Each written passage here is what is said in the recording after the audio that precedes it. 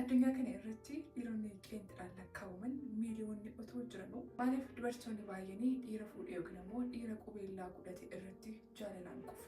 Maaliif wantoonni dhorkamoo ta'an akkasittiin nama hawwata yookiin immoo mi'aawu?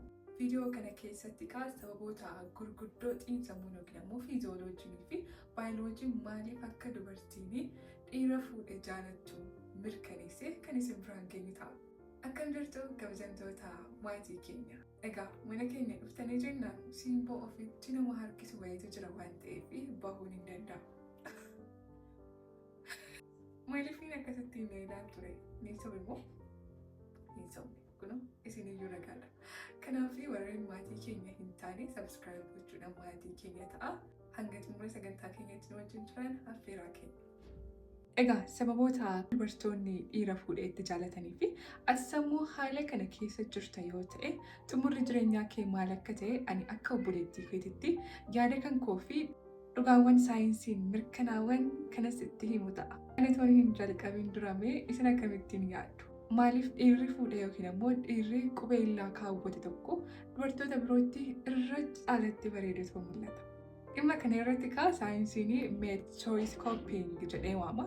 Kana jechuun akkaataa filannoo namoota biroo filannoo keenya irratti dhiibbaa uumu jechuudha. Kunis dhiirri suni kana dura dubartii biraatiin waan filatamee fi akka qulqullummaan isaa mirkanaa'etti kan ibsamudha jechuudha. Sababa dubartiin tokko dhiira fuudhee jaalattuuf keessaa inni jalqabaa dhiirri suni kana dura dubartii biraatiin waan filatameef akka qulqullummaan isaa mirkanaa'etti waan ilaalamuuf jechuudha. Maaliif yoo jettanii yeroo hedduu xiinsammuun namoota hundaa filannoo namoota hedduu hordofuu jaalata. Mee fakkeenya salphaa tokkoon isiniif kaasa.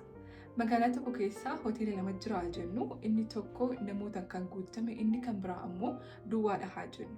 Isin isa kan filattanii seentu? Isa namni itti baay'ate sana. Maaliif achitti namni kan baay'atee fi sababa nyaata mi'aawaa qabaniif jedhameetu waan yaadamuuf jechuudha. Dhiirri fuudhe tokkos dubartii biraatiin waan filatameef amalli isaa gaariidha jedhamee yaadamu. Kana irraa kan ka'e dhiironni yookiin immoo dubartoonni hedduun gaa'ela namoota biroo keessa kan seenaniif jechuudha. Dubartoonni akkasii dhiira qeenxee wajjin walitti dhufeenya yoo eegalan hojii guddaa itti ta'a. Nama akkamiiti? Amanamaadha moo amanamaa miti?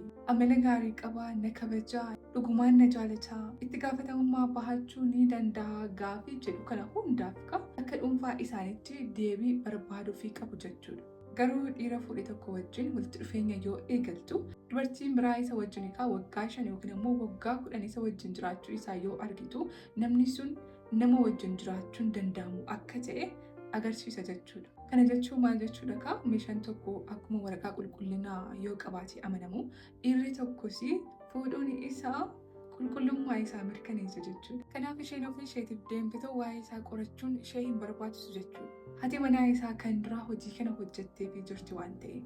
Kun ammoo dubartoota kanaaf hojii xiinsammuu salphisaaf jechuudha. Dhimma kana irratti qorannoo waggootan dura Yuunivarsiitii Oklaahoomaa keessatti gaggeeffame tokko irratti dubartoota kaadhimaa barbaadanitti suura dhiira tokko itti agarsiisuudhaan kuni kan fuudhe jedhanii yeroo itti agarsiisanii namni sana parsantii 90 ol akka filatanii fi dhiirri kun ammoo hin fuune jedhameetoo suurri innaa itti agarsiifamu carraan dhiirri sun filatamuu isaa parsantii 59 qofa akka ta'e kan agarsiisudha jechuudha. Kuni hangam dhiirri fuudhee filatamuu akka ta'e kan agarsiisudha jechuudha. Ilaaltaniitti yoo ta'e amalli kuni warra dhiiraa qofa irratti miti kan mul'atu. Shamarran irrattis ni mul'ata. Yeroo hedduu yeroo qeenxee jiranitti yookiin immoo siingilii ta'anii jiraatanitti shamarran hedduun nama isaan dubbisuu hin qabani. Nama itti haasa'uu hin qabani. Bilbila isaanii irratti namoonni muraasti qofti bilbiluu isaanii irraa kan ka'e namni bilbila isaanii irratti bilbilamurree lakkoofsan kan beekanidha. Garuu dubartiin tokko erga kaadhimamtee yookiin immoo erga heerumteen booda waan addaa maal waan qabduuf namni sun ishee filate jedhaniitu namoonni biroo ishee ilaalu. Keessattuu miidiyaa hawaasaa irratti qubeellaa godhattee akka jirtu osoo beekanuu na hiriyoonfadhu yookiin immoo friend request itti ergu jechuudha.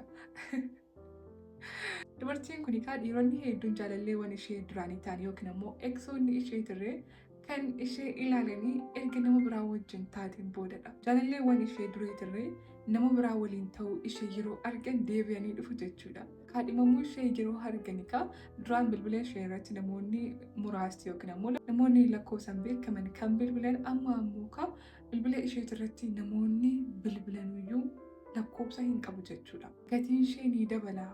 Namoota hedduu biratti ni filatamti. Hanga filannoowwan kun hundi osoo hin kaadhimamin yookiin ammoo hin heerumin dura eessa turan jetteetu haalli ta'aa jiru bitaa itti galutti barbaadamummaan ishee dabala jechuudha. Kuni maal ibsaa dubartii yookiin ammoo dhiira tokko irratti fedhiin jaalalaa kan horatamu sababa namni biraa durseetoo ishee yookiin ammoo isaa filateef qofa akka ta'e kan mul'isudha jechuudha. Namni sun qeenxee yoo ta'e caalaa nama biroo wajjin yeroo ta'u hawwatamummaan isaa waan dabaluufi jechuudha. Waan isin ajaa'ibu haalli kun nama qofa irratti osoo hin taane simbirroota, hantuutaa fi bineensota biroo irratti kan mul'atu ta'uu isaati jechuudha. Sababa dubartiin tokko dhiira fuudhee jaalattuuf inni lammaffaan milkaa'inaa fi tasgabbiidhaaf. Dubartoonni uumamaan dhiira isaanii fi ijoollee isaanii eegu, sooruu fi tasgabbii kennuu fi danda'u kan isaan barbaadanii. Dhiirri fuudhe tokko ammoo inni mana bulchaa jira, kiraa manaa kaffalaa, ijoollee guddisaa ni barsiisaa, itti gaafatamummaawwan adda addaa baachaa jira waan ta'eef. Kun ammoo dubartii keessatti miira tasgabbii uuma jechuudha. Sababni isaas dhiirri qeenxeen yeroo baay'ee rakkoo dhuunfaa isaa qofa fura. Dhiirri fuudhe garuu rakkoo maatii, rakkoo dubartii fi rakkoo hawaasummaa fura waan ta'eef. Yeroo dubartiin biraa rakkoo ishee itti himattu cal jedhee ishee hin ilaalu. Furmaata qabatamaa kenna. Fakkeenyaaf dhiirri fuudhe tokko yeroo baay'ee kilabii deemee maallaqaa fi yeroo qabu qisaasessuu osoo hin taane investimentii irratti xiyyeeffachuu danda'a.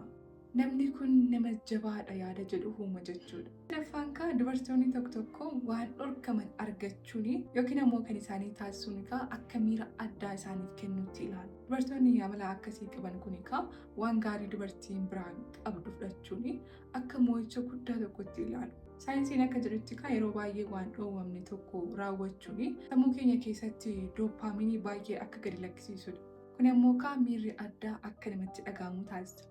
Dubartoota tokkoof ammoo dhiira fuudhe tokko haadha warraa isaanii jalaa hatanii argachuun ishee caalee waanan argameef jedhanii of gowwoomsuudhaan ofitti amanamummaa sobaa uummachuu waan barbaadaniif jechuudha. Afraffaan bilchinaa fi muuxannoo waan qabuuf. Dhiirri fuudhe tokko akka meeshaa qopheeffameetoo gabaaf dhiyaate tokkotti kan inni ilaalamu. Bifaan qofa osoo hin taane haasaa isaatiin kan bilchaatedha. Haati warraa isaa waggootaaf isa leenjifteetti waan ta'eef dubartii wajjin jiraachuu barateera. Akkamittiin akka haasa'u, akkamittiin akka namattiin siquu qabu, akkamittiin akka nama gammachiisuu danda'u, akkamittiin akka dubartiif kabajaa fi jaalala kennuu qabu muuxannoo qaba. Haati manaa isaa alaa fi keessan ijaartee qopheesteetti jechuudha. Dubartiin lammaffaan dhaqxu suni isa qophaa'e sana fudhatti malee akka haaratti namni ishee leenjistu hin jiru jechuudha. Kana irraa kan ka'e hawwattummaan isaanii dabala jechuudha. Dabalees dhiironni qeenxeen yoo ilaaltan yookiin immoo dhiironni siingil ta'an ni jarjaru. Dubartii haaraa yoo arganii dafanii yookiin immoo garmalee itti dhiyaachuu barbaadu. Dhiirri fuudhe garuu tasgabbaa'aadha. Hin muddamanii. Tasgabbiin isaanii kun ammoo dubartootatti of tuulummaa yookiin immoo akka waan hin barbaadaminitti kan isaan itti dhaga'amu jechuudha. Kana irraa kan ka'e dhiira sana hawwachuuf jecha tarkaanfii fudhatan irraa kan ka'e jaalataniiti yookiin immoo jaalala keessanitti kufaniitu argamu jechuudha. Sababa dubartiin tokko dhiira fuudhee itti jaalattuuf keessaa inni shanaffaan itti gaafatamummaa jireenyaa jalaa dhiyeessudha. Dubartoonni tokko gaa'ela ni sodaatu waan ta'eef dhiira qeenxee yookiin immoo siingilii waliin walitti dhufeenya jaalalaa eegalaniitu yoom wal fuunaa gaafii jedhu dhaga'uu hin barbaadu. Dhiira fuudhe waliin wal quunnamtii yoo eegalan garuu durumayyuu fuudheera ishee fuudhuu hin danda'u. Kanaaf hariiroon isaanii sun jalqabumarraayyuu akka xumura hin qabne yookiin immoo akka itti hin fufne ni beeku waan ta'eef hariiroo akkasii ni jaallatu jechuudha. Hariiroon akkasii kunis dubartoota gaa'ela hin barbaanneef yookiin immoo bilisummaa akkasii barbaadanii fi hariiroo mijataadha jechuudha. Sababni isaas ishee dhiphina gaa'elaa yookiin immoo nyaata qopheessuu, uffata miiccuu, mana qulqulleessuu, ijoollee guddisuu hin qabdu. Isheen yeroo bashannanaa qofa isa wajjin dabarsite waan ta'eef sababa kanarraa kan ka'e walitti dhufeenya akkasii keessa seenu jechuudha. Kun ammoo dhugaa jireenyaa jalaa dhiyeessuudhaaf karaa itti fayyadamanidha jechuudha. Egaa mee isinii dubartiin tokko sababa dhiira fuudhee itti jaalattuu fi kana jettanii tilmaamtanii turtanii hanga ammaa ilaalaa kan jirtan laayik osoo hin godhin yoo ta'e laayik gochuu hin dagatinaa. Jaaffaa irra geenyeeti jira. Inni jaaffaan immoo hubannoo dogongoraa irraa kan ka'e. Egaa dubartiin tokko dhiira tokko waliin jaalalaan kan kuftu sababa inni bareedee qulqullaa'ee fi qophaa'ee dhufeef. Keessattuu ammoo dubartoonni dhiira fuudhee wajjin jaalalaan kufanii bu'aa isaa qofa malee hojii duubaan jiru hin argine. Inni isheen argite suni nama haati warraa isaa waggootaaf irratti hojjechaa turtedha. Dhiirri fuudhee tokko yeroo si bira dhufu sa'aatii murtaa'eef qofa waan ta'eef amaleen isaa gaarii qofa sitti agarsiisa. Waan hundaan nama ati jaalachuu si dhaggeeffata. Haasofni kee hundi isa gammachiisa, isa qofalchiisa, si kunuunsa. Inumayyuu kan lafa hin taa'in siin jechuu danda'a. Garuu inni suni fakkii isaa isa gaariidha. Haati manaa isaa garuu dhiphina isaa, aarii isaa, dhibaa'ummaa isaa, kolfa isaa, jabina isaa fi dadhabina isaa hunda beekti. Kanaaf ati kan jaalatte dhiira sana osoo hin taane fakkii inni siif uume sana jechuudha.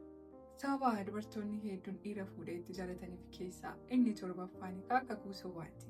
Yoo ilaaltani dhiironni baay'een aniif isheen wal hin jaalannu, siree tokkorra hin rafnu, addaan ba'uuf jenna, ani si qofan jaaladha. Wanta isaanii hin jenne hin jiru. Inni sun garuu dhugaa osoo hin taane iskiriiptii isaanii yeroo hunda fayyadamanidha. Xiinsammuun isaanii yeroo hunda maatii isaanii fi si wal bira qabanii si wajjin jiraachuu barbaadu. Si biratti ati jireenya koo naaf ibsite, ati hundumaa ol akkan gammadu na taasiste, ati naman argee ol ishee addaati isheen jedhu. Galgala yeroo galee ammoo haadha warraa isaatiin ani sitti baay'ee gammadudha jedheetu ishee hammatee tura. Yeroo innis bira dhufeetoo deebi'u ati kophummaa fi gadda keessatti hafta. Inni garuu siistama guutuu. Ijoollee isaa haadha warraa isaa fi mana ho'aatti deebi'eetu gala. Ati filannoo isaa isa lammaffaati. Ati meeshaa inni sitti bashannanudha. Kanaaf filannoon kun gaariidha jettee yaaddaa? Miti. Miira kana keessa jirta yoo ta'e, haala kana keessa jirta yoo ta'e, ammarraa ka'eetii murteessi. Egaa deemneetu xumura irra geenyeetii jirra. Xumura irratti ammoo carraan dubartoota yookiin ammoo obboleewwan keenya haala akkasii keessa jiranii maalidha yoo jennee gadda cimaa keessatti kufuudha. Ko'ummaa cimaa keessatti kufuudha. Onneen isaanii caccabuudha. Maaliif ati filannoo ishee lammaffaadha waan ta'eef. Dhiirri haadha manaa fi ijoollee isaa ganees bira dhufees yoo akkas hin ganne maadhaan mirkaneessita? Nama amanamummaa hin qabne irratti jaalala ijaaruu jechuun dhagaa irratti akka bishaan dhangalaasuti. Inni haadha warraa isaa sobuu fi gowwoomsu sis akkasuma. Mee yaade ati gaafa halkan dhukkubsattu innis bira hin jiru. Birmatees hin dhaqqabu. Guyyaa ayyaana gaafa namni hundi maatii isaa wajjin kolfu ati yoomnaaf bilbila jetteetu bilbila isaa eegda. Inni garuu maatii isaa wajjin bashannanaa salfii ka'a. Ati ammoo suura isaa sana istoorii irratti isa argita malee suura isaa keessatti hin argamtu. Yeroo inni barbaade fi isatti tolu malee yeroo ati barbaaddetti, yeroo inni si barbaachisutti si bira hin jiru. Maatii isaa bira jira. Kanaaf of kabaji, ofiif gatii laadhu. Atis bara dhiira si jaalatu biratti abjuu isaa haadha warraa isaa qofa ta'uuti. Atis filannoo jalqabaa nama tokko qofa ta'uudhaaf mirga qabdanii dandeessasi. Namni si jaalatu nama eessattiyyuu si waliin mul'achuudhaaf hin sodaannedha. Nama iddoo kamittiyuu harka kee qabeetoo mul'achuu danda'udha. Nama haala kamiyyuu keessatti si cinaatti argamudha. Namni maatiin kee beeku, namni hiriyoonni kee beeku, namni firoonni kee beeku ulfina kan keeti. Dhiirri nama biraa jalaa hachee argattu garuu gammachuu siif hin kennu. Sababni isaas gammachuun kan kee gadda dubartii biraa irratti hundaa'e waan ta'eef. Haala kana keessa jirtu yoo ta'e ammas sammuun kan kee dhugaa kana amanee fudhachuu qaba jedhee yaada. Egaa sagantaan keenya kana fakkaata ture. Egaa yaadni kun sirriidha moo sirrii miti kan jedhu isinis karaa sanduuqa yaadaa yookiin immoo koomentii nurraan ka'a. Yaadota biraa akka isiniif dhiyeessu barbaadan kan birootis na gaafachuu dandeessu, naaf barreessuu dandeessu. Waan nu wajjin jirtaniif guddaa galatoomaa isiniin jaalladha.